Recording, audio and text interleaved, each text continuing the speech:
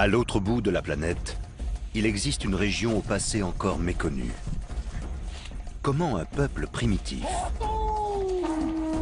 qu'on disait sauvage et cannibale, a-t-il pu sillonner 25 millions de kilomètres carrés d'océan dans des canoës élémentaires pour réaliser l'une des plus grandes expéditions de tous les temps?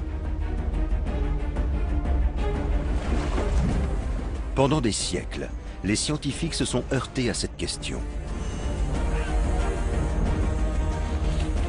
Qui étaient ces gens? D'où venaient-ils? Ce peuple aurait même atteint l'Amérique des siècles avant Christophe Colomb.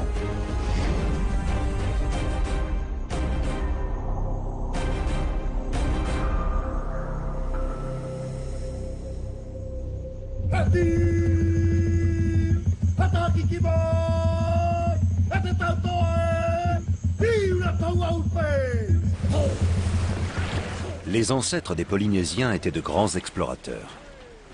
Ils ont colonisé différentes îles du Pacifique bien avant les Européens. Mais tout à coup, l'histoire perd leurs traces. Qui était ce peuple? Que lui est-il arrivé? Et quel était son secret?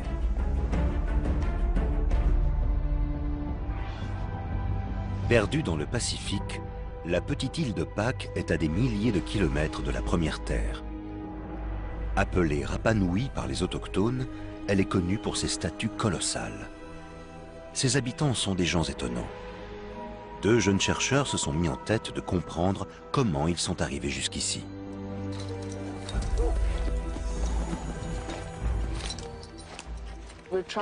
Nous voulons mettre fin à la controverse sur l'origine géographique des hommes qui ont peuplé l'île de Pâques. Qui étaient-ils et comment ont-ils trouvé cet endroit reculé il y a plus de 1000 ans? On espère que les tests ADN nous permettront d'en savoir plus sur le peuplement de cette île.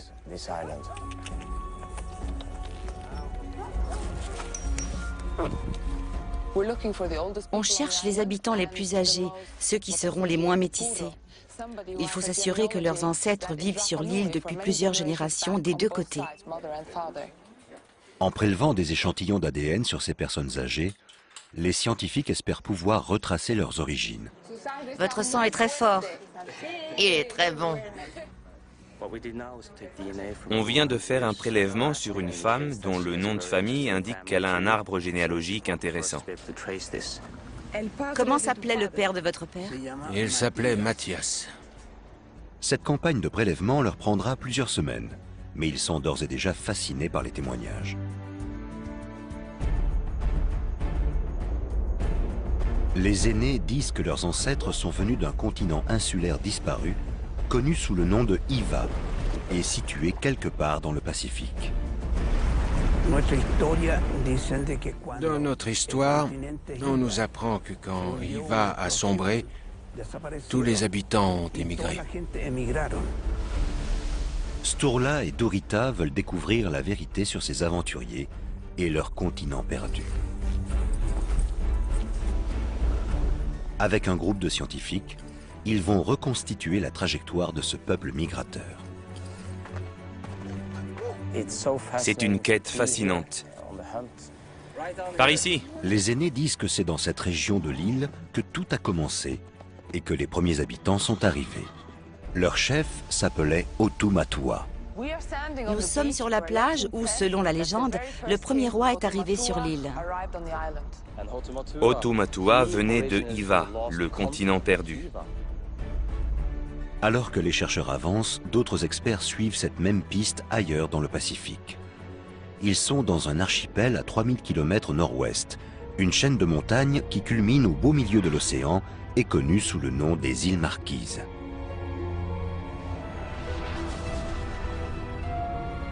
Comme celle de l'île de Pâques, l'histoire des Marquises reste une énigme.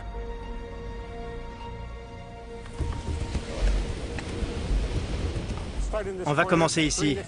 Creuse à 50 cm et dégage tout. Cela fait 20 ans que le professeur Barry Rolette cherche des indices sur la provenance des habitants de l'île de Pâques. On va continuer là. Est-il possible que les hommes qui ont vécu ici autrefois aient colonisé le reste du Pacifique? On creuse sous la surface, jusqu'à la strate où reposent des antiquités, des objets laissés par les populations ancestrales. Son équipe est en train de fouiller un site côtier exceptionnel, l'un des plus anciens de la Polynésie orientale. Il a déjà retrouvé des vestiges de plus de 1000 ans. Ça, c'est du fer. Ces précieuses trouvailles lui permettront d'en savoir plus sur le passé des peuples insulaires. Hey, Kyo, c'est quoi ça? Il est persuadé que le clan qui vivait ici a conquis le Pacifique. C'est magnifique. Deuxième moitié du 19e siècle. Ce bouton en os ira rejoindre le reste de ses découvertes. Ça ira au musée. Sa théorie va à l'encontre de ce que les experts pensent depuis des années. Les premiers témoignages des explorateurs européens du XVIIIe siècle parlent d'îles à la végétation luxuriante, mais à la vie très austère. On y lit qu'elles étaient peuplées par des cannibales tatoués, des peuples primitifs qui portaient les crânes de leurs ennemis comme des trophées. Les Marquises sont longtemps passées pour l'un des lieux les plus sauvages sur Terre, et leurs habitants pour de simples barbares.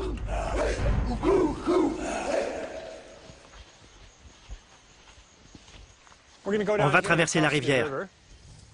C'est au cœur de la jungle que se trouve l'un des sites les plus énigmatiques des Marquises. Un lieu où se seraient déroulées des cérémonies religieuses et des sacrifices humains. Quand le prêtre demandait une victime humaine, les gens se rendaient dans la vallée et attrapaient qui ils pouvaient.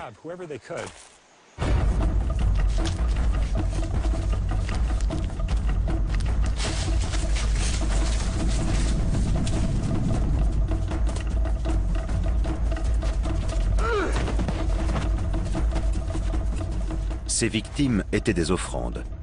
Les pratiques étaient brutales et tous les membres du clan connaissaient le rituel.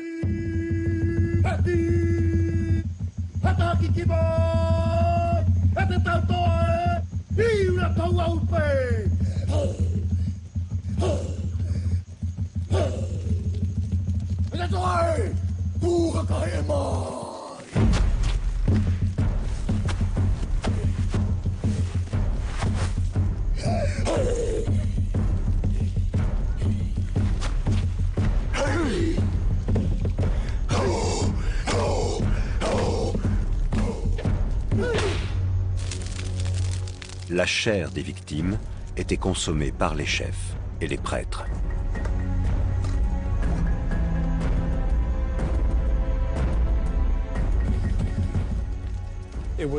Ce n'était pas un cannibalisme alimentaire, mais plutôt un cérémonial religieux. Il n'est pas étonnant que les premiers explorateurs aient considéré les habitants des Marquises comme des sauvages.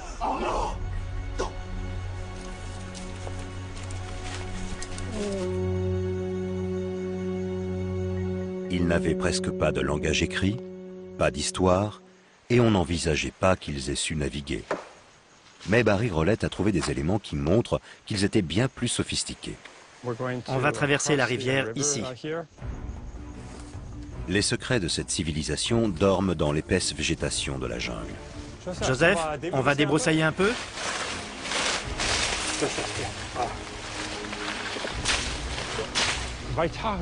La vallée de Waitahu était l'une des plus densément peuplées à l'époque. En fait, l'organisation sociale dominée par les prêtres et les chefs était très complexe. Ça, c'était la maison d'un chef. Tu peux couper les racines? Voilà ce qui reste du mur de la plateforme. Regardez la taille des pierres. Je mesure 1,80 m, le mur devait bien faire 2,40 m. La taille d'un édifice est très importante, car en général elle était proportionnelle au statut de la personne qui l'habitait. Les chefs les plus puissants supervisaient la construction d'immenses plateformes de pierre appelées pae pae, qui servaient de fondation pour des maisons ou pour des cérémonies publiques. Tous ces édifices faisaient partie d'une structure globale bien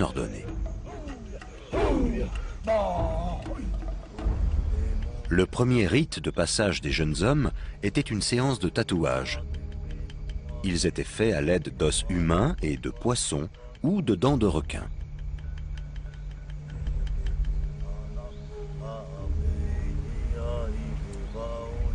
Les pigments des tatouages étaient fabriqués à partir de charbon de bois. Jusqu'à leur mort, les hommes portaient sur leur peau la trace des épreuves qu'ils avaient passées. Pour ce jeune, le voyage ne fait que commencer. Barry Rolette a découvert un site extraordinaire. On cherche les pétroglyphes. C'est par là. Les voilà. Tu vois les deux pétroglyphes? En pleine Polynésie française, ces pétroglyphes et ces grands tikis sont des échos de la culture des îles orientales.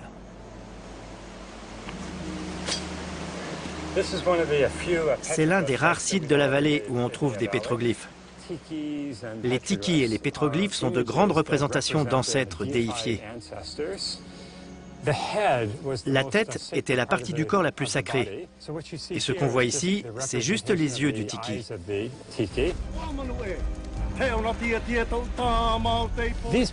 Ces pétroglyphes sont vraiment intéressants, car ils ressemblent beaucoup à ceux qu'on trouve sur l'île de Pâques.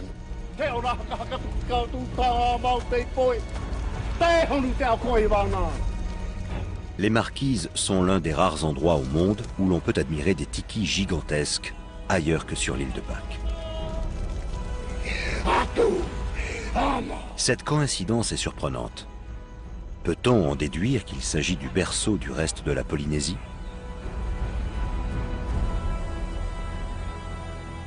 Barry Rolette et son équipe cherchent sans relâche des éléments pour étayer cette hypothèse controversée.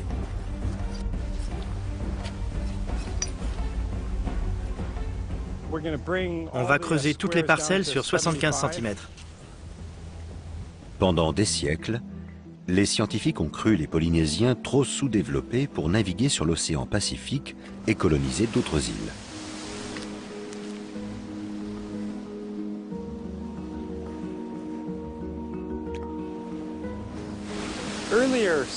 Autrefois, les scientifiques et les archéologues pensaient qu'il était très difficile de traverser l'océan et que du coup, les Polynésiens, qui avaient accosté sur une île comme les Marquises, n'allaient pas plus loin et restaient isolés.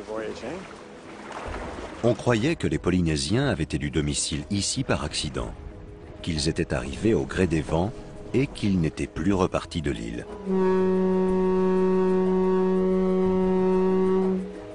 Mais Barry Rolette pense qu'ils étaient bien plus évolués. Cette strate de terre plus sombre, on va l'appeler C. Il est convaincu qu'ils ont effectué de longs allers-retours pour le commerce et pour coloniser d'autres îles. Nous cherchons des preuves archéologiques de voyages et d'échanges interinsulaires. L'hypothèse est séduisante. Encore faut-il pouvoir la prouver. Tu as trouvé quoi? Qu'est-ce que tu en penses? C'est pas banal. C'est un animal marin. Pour l'instant, il n'a rien trouvé de concret. On a presque fini cette strate. La strate suivante est prometteuse. Oui, comme ça c'est très bien. La couche où reposent les objets les plus intéressants est la plus profonde, car ils sont restés à l'abri des développements modernes. Allons-y. On dirait un gros os de cochon. Passe autour pour que je ne le casse pas. Magnifique. On voit bien les marques du couteau qui a abattu l'animal. Ce sont les petits traits. Ils ont été faits à l'aide d'un outil. C'est dans la strate sombre qu'on a retrouvé cet os. Dans la strate juste au-dessus, il y avait très peu de choses. Là, on a beaucoup plus de travail. Quand on trouve des os et du charbon, on sait qu'il va y avoir des objets. Barry Rolette a bon espoir. Seuls quelques vestiges permettent de faire des déductions historiques, et Barry n'a pas encore trouvé ce dont il a besoin. Bingo! Ah oui, c'est quoi? Un hameçon. Magnifique. Bonne pioche. Un hameçon en huître. Je vais le nettoyer. C'est très rare de trouver un hameçon entier. Je vais noter son emplacement. Le premier indice, c'est que l'hameçon a été sculpté dans une huître. C'est exceptionnel car on trouve surtout ces huîtres dans les lagons et il n'y a pas de lagon aux Marquises. On peut donc se demander d'où vient cet hameçon. Les îles les plus proches qui ont des lagons peuplés d'huîtres sont à plus de 1000 km dans l'archipel des Tuamotu.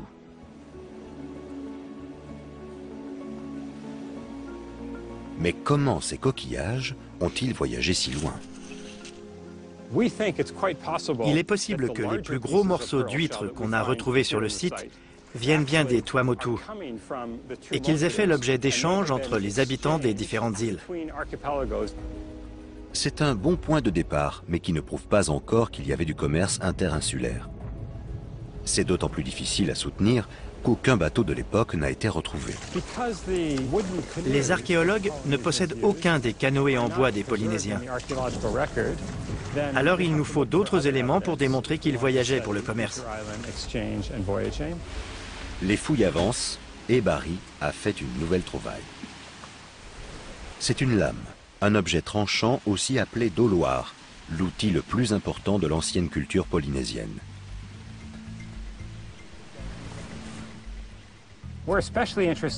Ce sont les doloirs en pierre qui nous intéressent le plus. Celle-ci est incroyable. C'était le seul outil avec lequel ils travaillaient le bois. C'est rare d'en trouver de si grosses. La lame doit peser au moins 4 kilos. Barry Rolette a aussi découvert quelque chose d'inattendu. Dans les excavations les plus profondes de ce site, plus de la moitié des outils sont faits dans une pierre qui a été importée à Tauata. Ce type de roche est absent de l'île. Comme le hameçon, les doloirs viennent donc d'ailleurs. Barry Rolette a son idée sur leur provenance.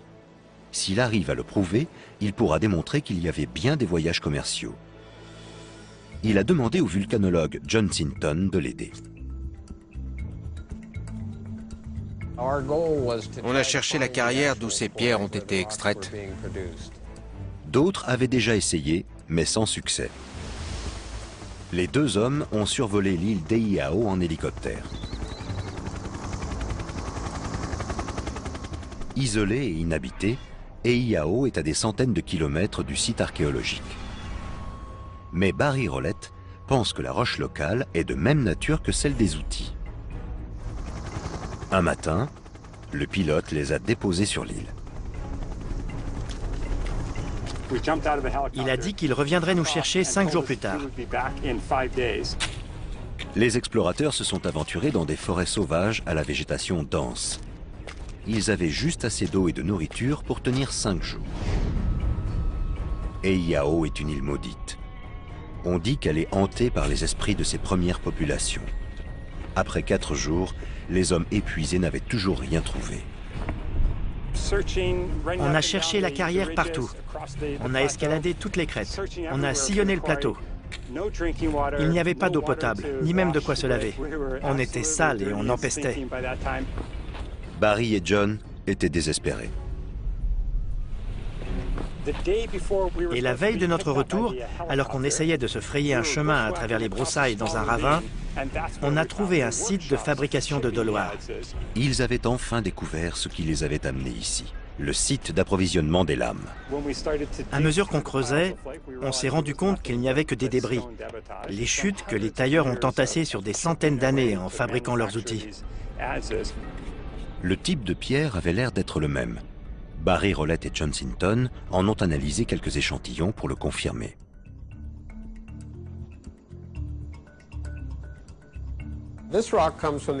Celle-ci vient d'Eiao, aux Marquises. Ce bloc de pierre est d'excellente qualité, comme tous ceux qui étaient retenus pour tailler des lames.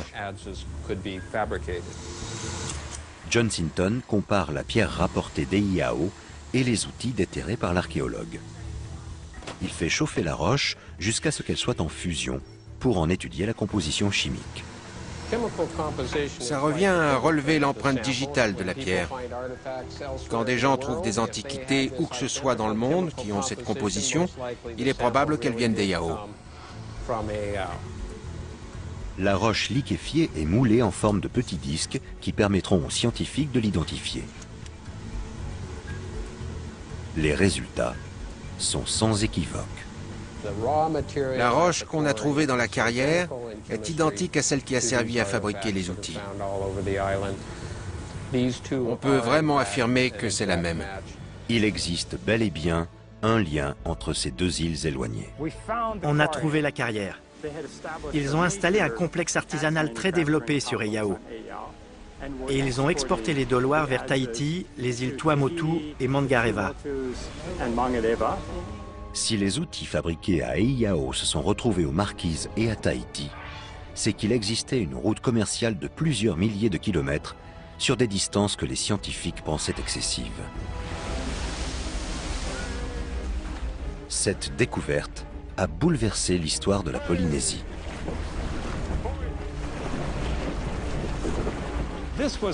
Ça a été une révélation, car on a pu démontrer qu'il y avait des liens entre les Marquises et les autres îles de la Polynésie centrale, ce qu'on appelle aujourd'hui la Polynésie orientale originelle.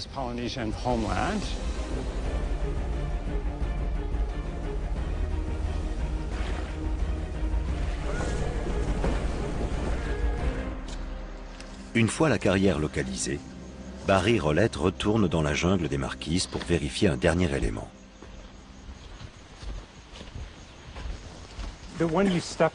Là, tu marches sur une meule qui a servi à aiguiser les doloirs. Recule un peu, je vais couper la branche. En débroussaillant, les hommes dégagent la meule. C'est ici qu'ils ont aiguisé et poli les lames.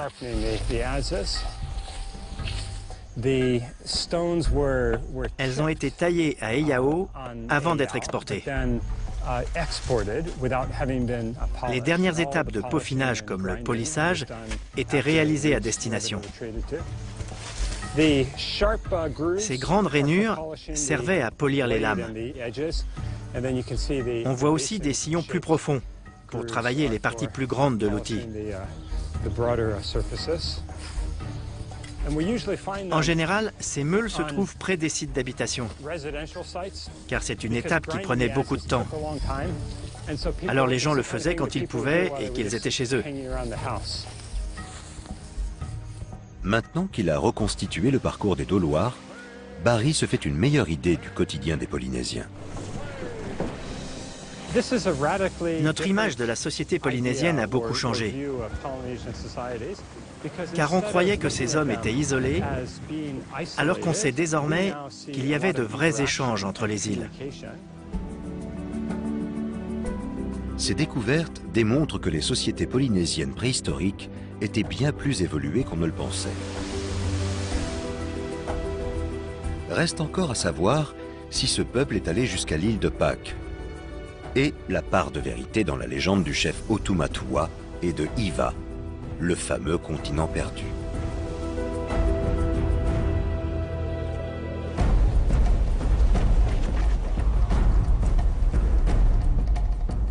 Sur l'île de Pâques, les aînés sont persuadés que leurs ancêtres sont originaires de Hiva. On leur a transmis des descriptions de ce continent comme une terre aux falaises abruptes couvertes de végétation, dominée par des guerriers tatoués et des chefs de clan. Au moindre conflit, les clans rivaux se déclaraient la guerre.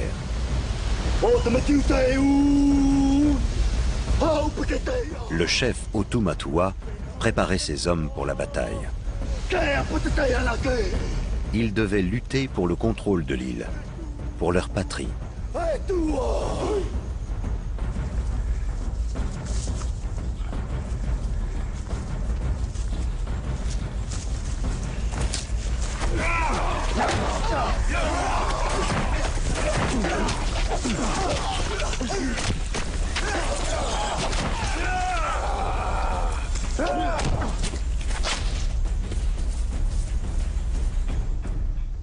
Otumatua et les siens ont perdu une bataille décisive. Après la défaite, il leur a fallu fuir.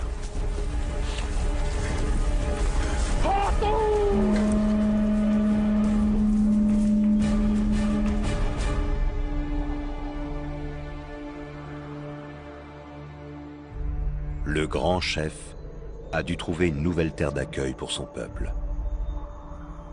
Le prêtre a alors vu en rêve une île lointaine, vers l'est, dans la direction du soleil levant. Otu Matua a compris qu'ils devaient tous partir avant que ces hommes ne se fassent tuer l'un après l'autre. Il a donc envoyé des éclaireurs à la recherche de l'île que le prêtre avait vue en rêve.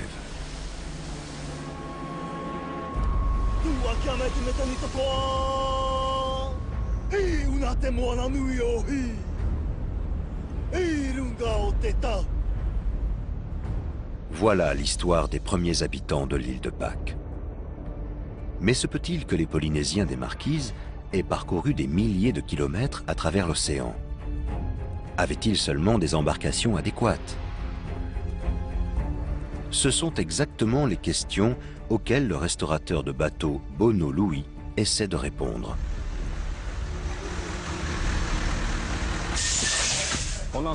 Pour construire ce canoë, on a fait des recherches sur les modèles utilisés à l'époque aux îles Marquises. C'est un canoë de guerre. Il existe très peu d'archives sur cette histoire maritime. Bono Louis doit donc se fier à la tradition orale.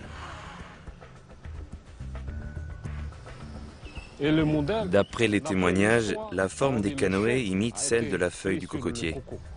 Leur légère courbure aux extrémités et leur fond plat leur permettent d'être rapides.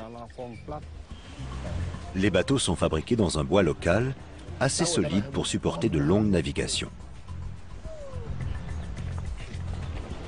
Les histoires racontées par les personnes âgées disent que les canoës sont faits avec du bois d'arbre à pain qui est léger et qui résiste bien à l'eau de mer. Bono Louis a grandi ici, à plus de 3000 km de l'île de Pâques. Pourtant, il a entendu les mêmes histoires que les gens d'ici, à savoir la légende d'une tribu vaincue qui a entamé un long voyage.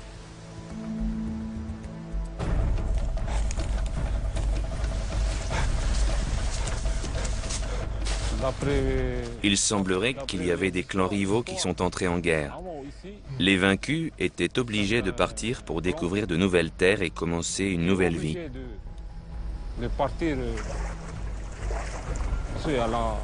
Sinon, c'était la mort.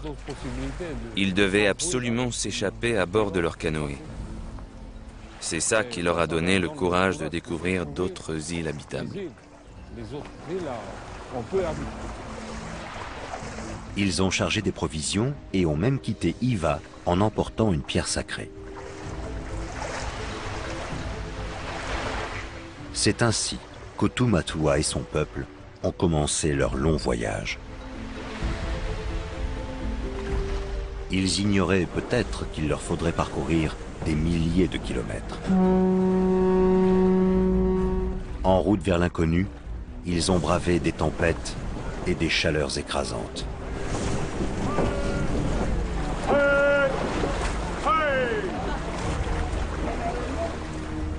Ils sont restés sur ces canoës pendant de longues semaines, ne croisant aucune terre en chemin. La nourriture et l'eau potable ont dû venir à manquer. Quand on n'a plus assez à manger, ça commence à devenir dangereux. Pas de pluie, ça veut dire pas d'eau potable.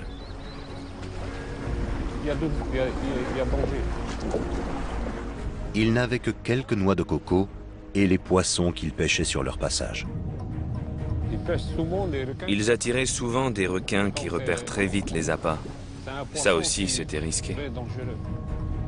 C'est au prix de tous ces dangers et dans l'espoir incertain d'une nouvelle patrie que les hommes se sont lancés dans l'aventure.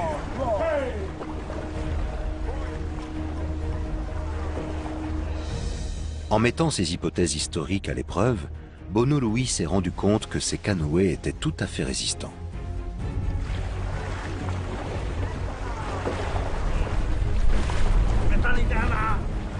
Il a aussi découvert une information essentielle. à savoir que l'île qu'il vient de quitter s'est un jour appelée Hiva. Selon une carte qui a appartenu à un prêtre tahitien il y a 300 ans, beaucoup d'îles de la région ont porté ce nom légendaire.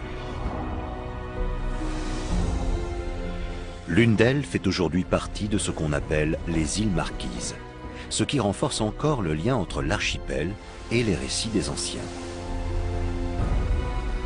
Se pourrait-il qu'on ait enfin identifié le continent mythique?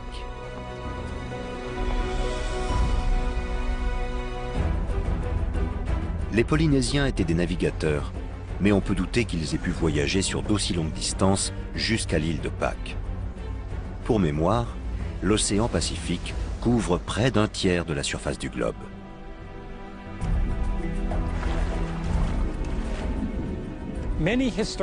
Beaucoup d'historiens pensaient que les Polynésiens avaient traversé l'océan involontairement, au gré des vents.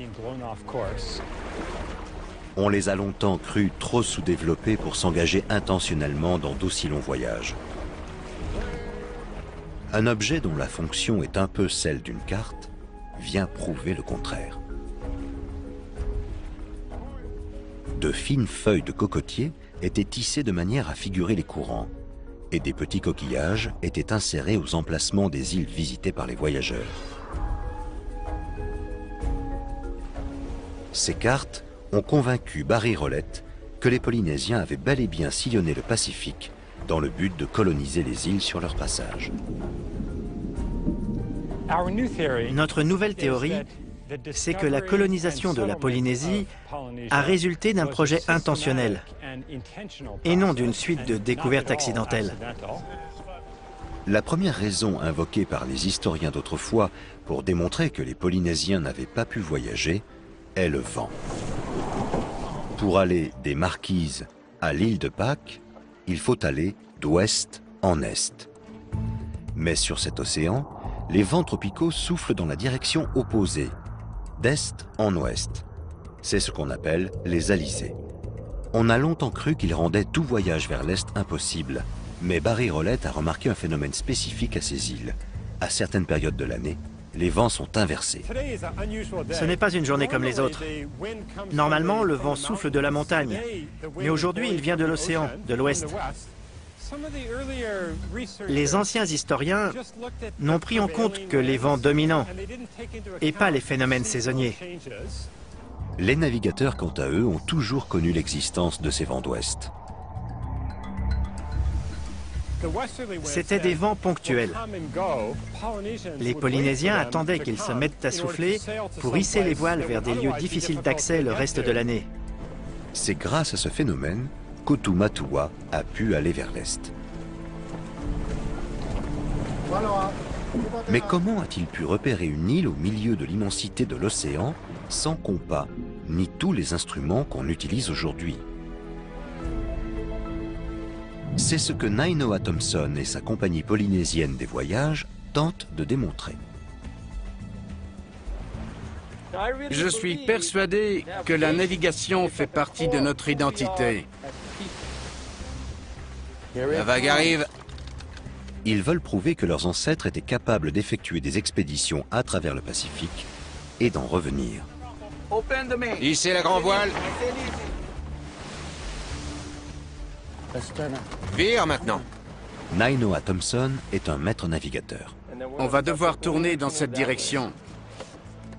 Il a été formé par les rares personnes au monde à connaître les secrets de la navigation aux étoiles. Le micronésien Maopielug a reçu ce savoir traditionnel qui se transmet de génération en génération depuis plus de 3000 ans. Et il en a fait profiter Nainoa. Tout ce qu'on fait aujourd'hui sur ce canoë, c'est grâce à lui. Comment leurs ancêtres se localisaient-ils dans l'immensité du Pacifique? Et sans document écrit, comment ont-ils transmis leurs itinéraires? Nainoa Thompson pense que la réponse est la navigation aux étoiles. Une technique qui aurait pu sombrer dans l'oubli si Maopielug ne l'avait transmise avant de mourir au cours de l'été 2010. Quand Mao est mort, on s'est retrouvés seuls à bord. La mort du maître a fait de Nainoa l'un des derniers navigateurs dépositaires de ce savoir ancestral. Quand je parle de navigation, ce n'est pas un exercice intellectuel. On va mettre le cap.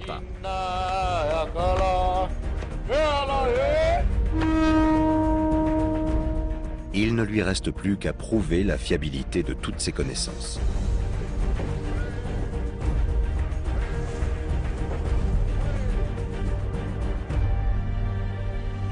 La Compagnie polynésienne des voyages va donc naviguer sans instrument.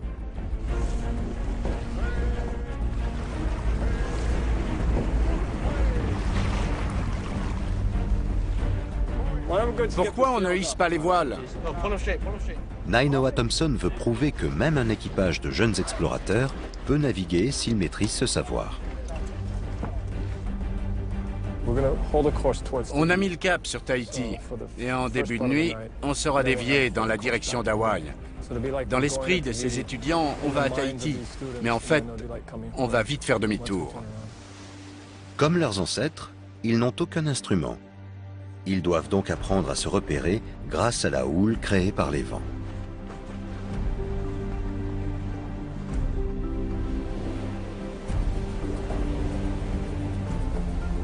Kaiulani Murphy, une collègue de Nainoa, sait très bien la décrypter. Pour connaître la direction de la houle, on regarde la position du soleil. Si la houle vient du soleil levant, on sait que c'est une houle d'est. Et ensuite, on peut s'en servir pour orienter son canoë tout au long de la journée, même quand le soleil est haut dans le ciel. La houle peut donner de nombreuses informations. Le canoë va avoir tendance à tanguer ou à rouler. Et quand on sait prendre la houle comme il faut, ça aide vraiment à avancer dans la bonne direction. L'équipage se dirige vers le sud-est. Pour affiner son cap, il s'en remet au sens des vagues. Si le cap est bon, alors les vagues du sud-est les heurteront de plein fouet, en commençant par soulever la proue, puis la poupe du bateau. Mais les hommes sauront qu'ils ne tiennent plus le bon cap si jamais la houle les soulève par les côtés, à bâbord, puis à tribord.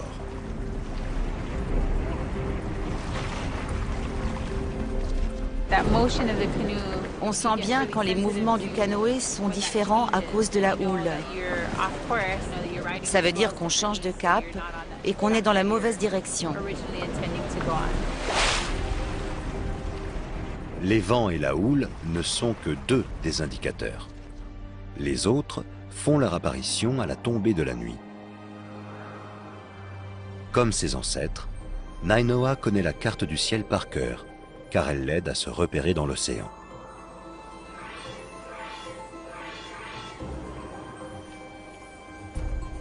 Ce qu'on appelle le compas des étoiles remonte à 3000 ans. Pas besoin de magnétisme ni d'appareil, tout est dans le ciel. Il repose sur le lever et le coucher des étoiles sur l'océan.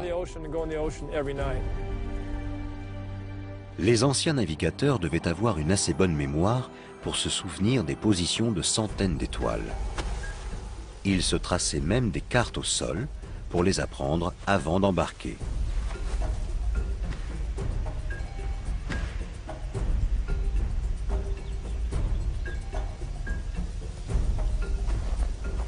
Et à la nuit tombée, cette carte réapparaissait sous leurs yeux. La nuit, c'est le meilleur moment pour se localiser, même s'il y a des exceptions. Mais quand le ciel est dégagé, comme ce soir, on voit bien les étoiles et ça donne la possibilité de déterminer sa position. Il se fie au point d'entrée et de disparition des étoiles. On va par où? Au sud-ouest. Le ciel nocturne est comme un dôme qui entoure la Terre. Ce dôme tourne sur son axe autour de la Terre. Le canoë est au centre du dôme et représente un point fixe, alors que le globe et les étoiles effectuent leur révolution. Ce sont ces mêmes observations qui ont inspiré l'invention du GPS. Il faut connaître 220 étoiles, aussi bien à l'est qu'à l'ouest. Mais quelques heures plus tard, Nainoa montre des signes d'inquiétude. Il semble avoir changé de cap. Il remarque un indice révélateur. Regardez la constellation de Kamakao Nui au Maui. Vous voyez les 3 étoiles supérieures? En général, elles sont alignées vers le sud. Kamakao Nui o Maui est le nom polynésien de la constellation du Scorpion. Pendant des milliers d'années, c'est elle qui a montré le sud aux navigateurs. Quand on voit le Scorpion et que ces 3 étoiles sont verticales, si vous le suivez, vous allez vers Tahiti. Il faut qu'on aille plus vers l'est. Alors, hissez la voile arrière. Cette voile nous permet de nous servir du vent pour virer vers l'est. Pour viser Tahiti, il faut virer de 25 degrés. L'équipage espère avoir pris la bonne décision. Quand on prend une décision, on ne peut pas revenir en arrière. Ou bien, il faut attendre le prochain coucher de soleil pour rectifier. Cette traversée n'est que l'une des étapes de la grande aventure dans laquelle Nainoa Thompson s'est lancé. Son objectif est de prouver qu'on peut effectuer le voyage des Marquises à l'île de Pâques rien qu'avec des techniques millénaires et sans le moindre instrument moderne.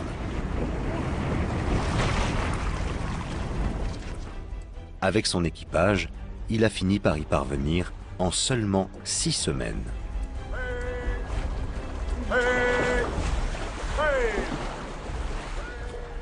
Cette réussite confirme aux chercheurs que le chef Otu Matua a pu se rendre sur l'île de Pâques après son départ d'Iva.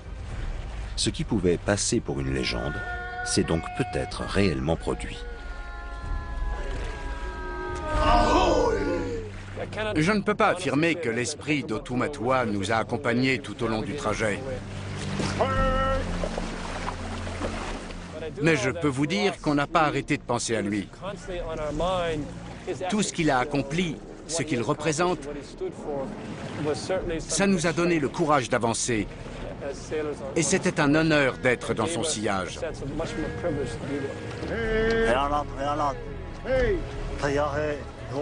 Mes ancêtres ont exploré cet océan. C'est peut-être le peuple qui a le plus navigué de toute l'histoire. On est en train de réapprendre combien ils étaient intelligents, forts et compétents. Nous sommes fiers d'eux, et ça nous rend fiers de nous. La découverte de l'île de Pâques par les premiers Polynésiens relève de l'exploit. Les historiens commencent à se demander s'ils n'en cachent pas d'autres et envisagent qu'ils aient même découvert l'Amérique des centaines d'années avant Christophe Colomb.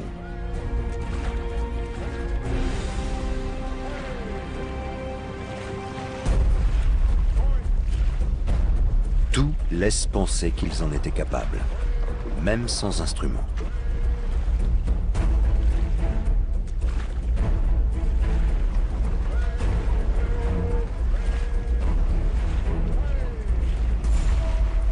Mais pour prouver qu'il y a bien eu des échanges entre les îles, c'est au cœur de l'ADN des habitants de l'île de Pâques qu'il faut mener l'enquête. Les scientifiques ont fait leur prélèvement.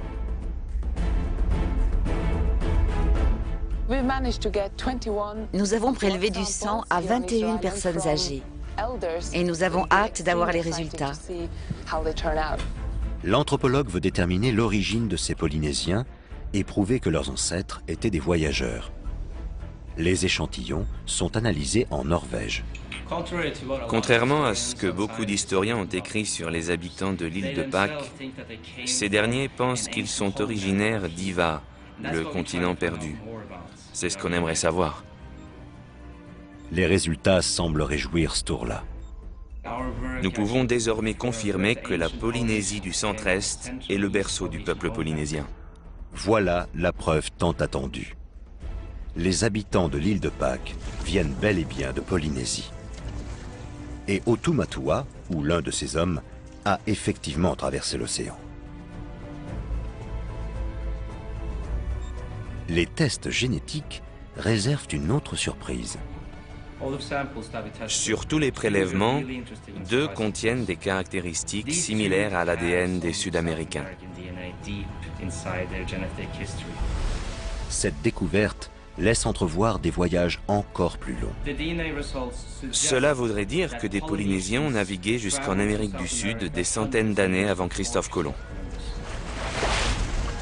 Les Polynésiens auraient donc découvert le Nouveau Monde bien avant l'explorateur.